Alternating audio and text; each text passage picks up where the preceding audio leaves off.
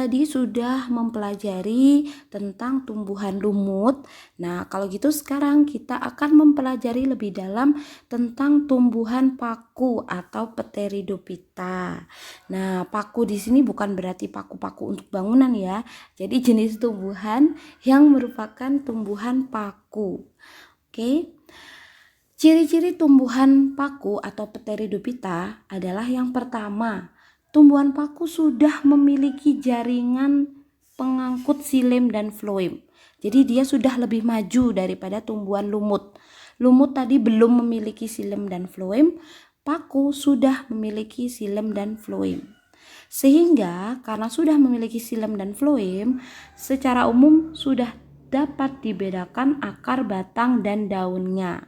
Atau akar, batang, daunnya sudah dikatakan sejati, disebut pula dengan istilah kormofita atau disebut juga dengan istilah berkormus.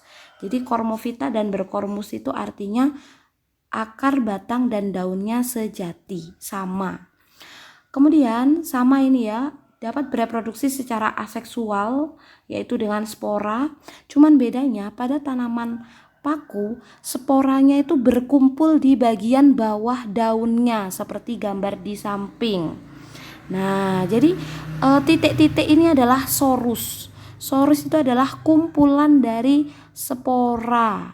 Nah, jadi kalau kita lihat, kan titik-titik ini kan masih kayak butiran-butiran kecil. Nah, itu adalah spora. Dan sori di sini itu adalah kumpulan dari sorus. Jadi sori kumpulan dari sorus, sorus adalah kumpulan dari sporangium yang berisi spora. Daun pada tumbuhan paku itu dibedakan jadi dua macam. Ada yang namanya sporofil. Sporofil adalah daun fertil yang menghasilkan spora. Fertil itu artinya daun yang bisa melakukan reproduksi. Dan ada pula tropofil. Tropofil itu daun yang hanya digunakan untuk fotosintesis saja. Jadi tidak digunakan untuk reproduksi. Nah, kemudian ciri selanjutnya bahwa tumbuhan paku juga mengalami metagenesis. Tapi fase dominannya berbeda. Pada tumbuhan paku yang lebih dominan adalah fase sporofit. Gitu ya. Kalau tadi lumut yang dominan gametofit, kalau paku yang dominan adalah fase sporofit. Oke, jangan sampai terbalik antara ciri tumbuhan paku dan ciri tumbuhan lumut. Kalian harus bisa membedakannya. Oke, sekarang kita bahas klasifikasi dari tumbuhan paku.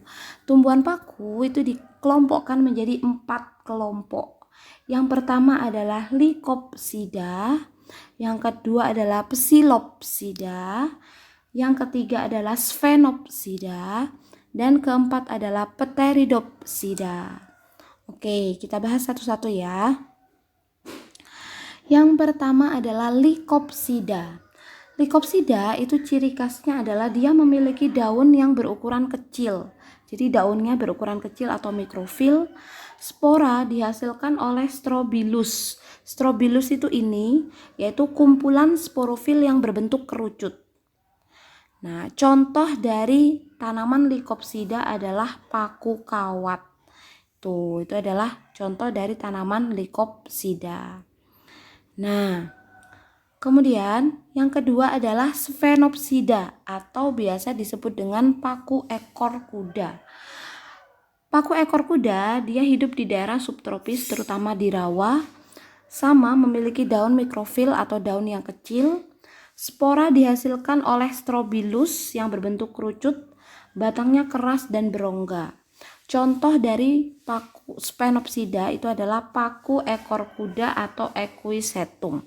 Jadi ini adalah Equisetum atau yang biasanya disebut dengan tanaman bambu air.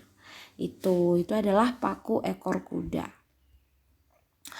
Kemudian yang ketiga adalah Psilopsida atau paku purba. Nah, Psilopsida itu juga sama, dia memiliki daun mikrofil atau daun yang berukuran kecil. Batangnya bercabang di kutum. Bercabang di kutum itu artinya bercabang dua. Nah, ini kan dia cabangnya dua-dua kan. Nah, itu adalah cabang di kutum. dan batangnya ini berfungsi dalam fotosintesis. Jadi yang fotosintesis di sini adalah batangnya. Pada ruas-ruas batang dihasilkan sporangium dan sporangium itu akan menghasilkan spora. Nah, contoh dari paku purba ini adalah Psilotum nodum.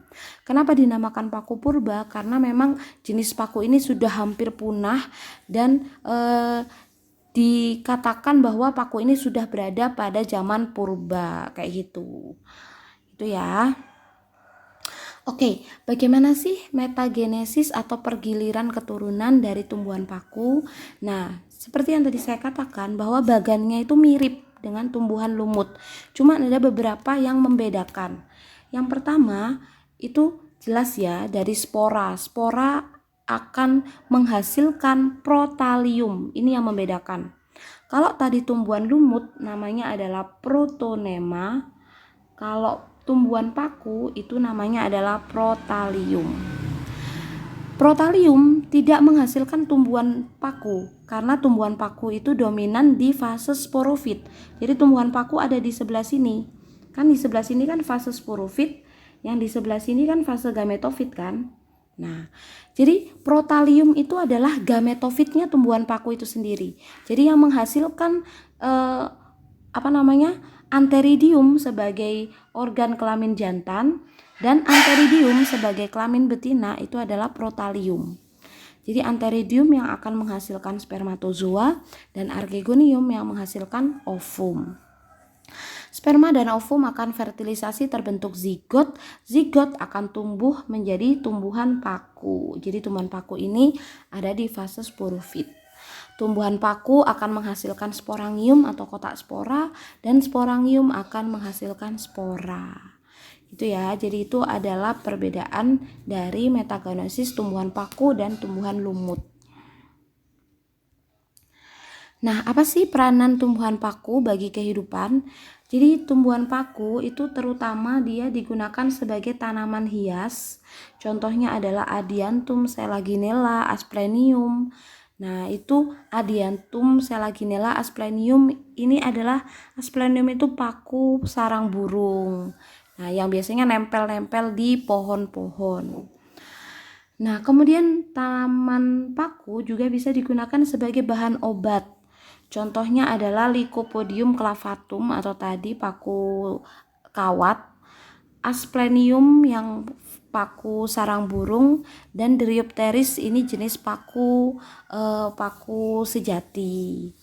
Kemudian tanaman paku juga bisa dijadikan sebagai pupuk hijau, yaitu tanaman paku yang bernama Azolla pinnata. Nah, kemudian tanaman paku juga bisa digunakan sebagai sayuran atau Marsilea crenata. Marsilea ini semanggi. Nah, jadi siapa yang pernah makan tanaman semanggi, sayur semanggi, nah itu adalah contoh dari tanaman paku. Juga dapat digunakan sebagai pelindung persemaian yaitu Glycenia linearis. Nah, untuk penanam anggrek yaitu digunakan paku tiang Alsophila glauca. Jadi biasanya ada tanaman paku yang digunakan untuk menanam anggrek. Itu manfaatnya.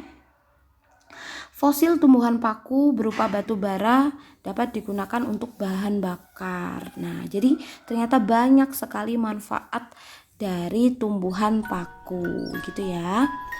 Oke.